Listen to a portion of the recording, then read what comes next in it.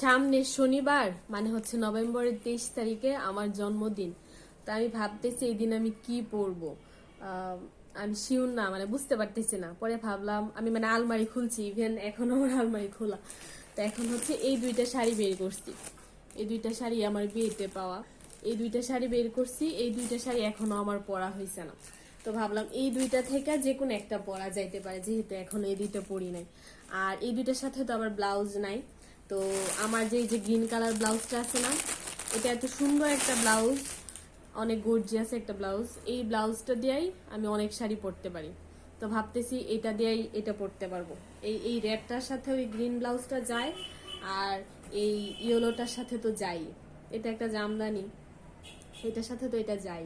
তো ভাবতেছি এই দুইটা থেকে যে কোনো একটা পরবো। আমার ইচ্ছা এটা পরার, আমি জানি না এখনো, কিন্তু এই দুইটা থেকেই একটা হয়তো বা পরবো। এই শাড়িটা একদিন আমি পরতে নিছিলাম, এটার অনেকদিন আগে, মার্চ মাসে মেবি, হ্যাঁ মার্চ মাসে পরতে নিছিলাম। পরে মানে তখন আমি যে ব্লাউজটা দিয়ে পরছিলাম, জাস্ট একবার পরছি বাসায়, আমরা ময়মনসিং যাব, পরে ঘুরতে যাব।